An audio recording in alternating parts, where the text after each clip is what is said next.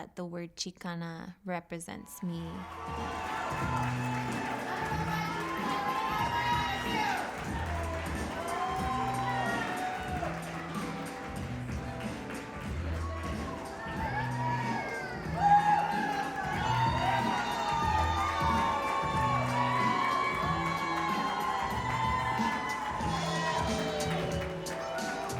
My name is Alejandra Peralta, and I am a Denver native. I grew up in West Denver in the Baker neighborhood, commonly known as the Lalma Lincoln Park area.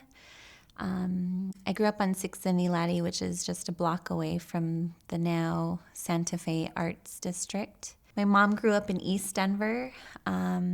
She was a hardworking woman. I would definitely say that my work ethic definitely comes from her. And my dad was a mariachi. He ended up playing every Sunday at this restaurant that my aunt owned and totally serenaded my mother. And he found a job at the Brown Palace washing dishes.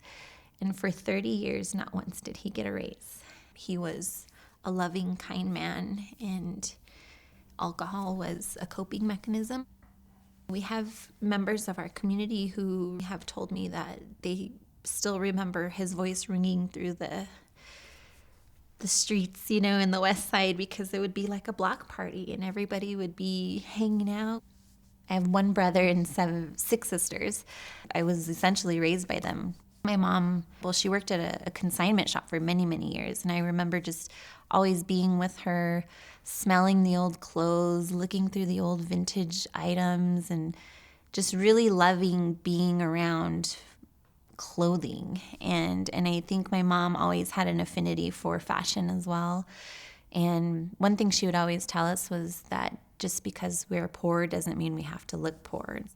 I didn't realize at that time how much my mom did for us and how much she really sheltered us from knowing that as much as my mother would have wanted to be at all of my shows and all of my games, supporting me and cheering me on, the one time she was able to make it to my homecoming performance was everything. And it was because I knew she was missing a day of work to be there. I'm so lucky in my life with where I'm at and the abundance that I have compared to how much my mother struggled. As a mother of 8 children, she failed to realize that self-care was equally as important because she put herself last, and her health deteriorated. She passed in 2014, and she made it through to her 70th birthday. Started making small things like messenger bags and bibs and things like that I guess didn't turn into a passion until I had my son in 2016. And that was when I was ultimately able to finally be home and really devote more time and resources to sewing. The only way that I can learn is by doing something, and maybe by failing at it. If I don't fail, great, but challenging myself and knowing that, it may or may not work out in my favor has been the best way to really fine-tune my skills. Everything I've done up to this point has been me figuring it out through trial and error. I did apprentice at one point with a seamstress who had been in the industry for 50 years. I've spent countless hours studying types of fabric, understanding what grain line is and why you would cut on the grain line, understanding pattern drafting and things like that. I've completely enveloped myself in researching on my own. My style changes. It's definitely eclectic. I'm super influenced by the hip hop subculture. I love the Pachuco culture, which is, the Mexican subculture stemming from zoot suiters in the late 1930s, early 1940s.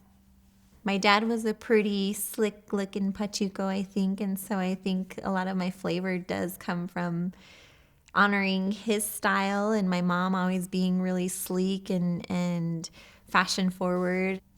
I originally started playing around with the sarape textile in 2014. I think it was the brilliance of the blanket and, what it represents that really drew me to it. I think it's just such a brilliant way to represent our culture and to wear it proudly. I am heavily influenced by Chicano culture, the Pachuquismo aesthetic.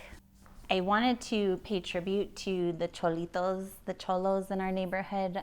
Growing up, they would button just the top button. That's how you would rock your clothes. And I wanted to make this a feminine version. And what I love are also the peasant tops in Mexican culture. Those pants are actually true vintage reproduction zoot suit pants. They're corduroy.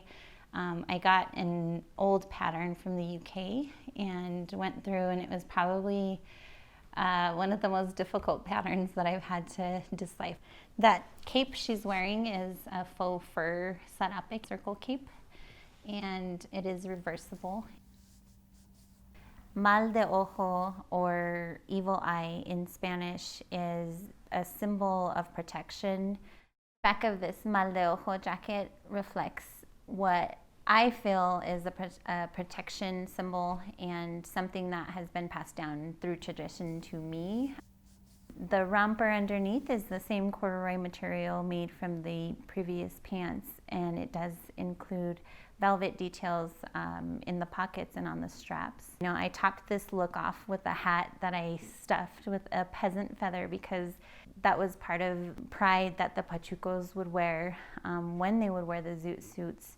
Be able to adorn themselves this way, I think, resonates with a lot of people. When I was initially looking for a producer or someone that I can purchase Mexican blankets from, I wanted to do it in a way that I can honor the tejedoras, the women or men who actually make the blankets. I happened to meet a man whose family lives in Chihuahua, the exact same city that my dad was from. And their family business is called La Tarumara, which is an indigenous peoples from Mexico, which I am a descendant of. The sarape circle skirt is the baby of my brand. That's literally where I started. Growing up, one of my favorite movies was Clueless, and my mom would never let me wear knee-high socks ever. And it was one of the things that growing up, I always told myself, I just want to be fly in my Clueless dress, and I can basically choose however I want to look, and this happened to be one of my personal looks. My biggest obstacles right now are finding that balance, I would say, between home life, family life, school life, and building this empire life, because there's so much that you don't realize as a small business owner that goes into building a company. You are shipping, you are receiving, you are order and production, customer service, you're everything in between. And on top of that, I'm a mother and I'm a human and a student and a wife and a friend and a sister and all these different things to so many other people that I think the real challenge is finding that balance. A lot of who I am and a lot of the experiences I've had as a child growing up, like having to do homework by candlelight or not having heat, during the dead of winter. These are all pieces of me that have helped mold me into who I am. All that I strive to be is a great representation of where I've come from and who I am. And knowing that I've made it thus far with the support that I've had, with the skills that I have, and knowing that there's so much more that I can do to refine them has been very humbling. And so not letting that part of it define me, not letting my doubts or doubts from anybody else for that matter define me has been the greatest lesson.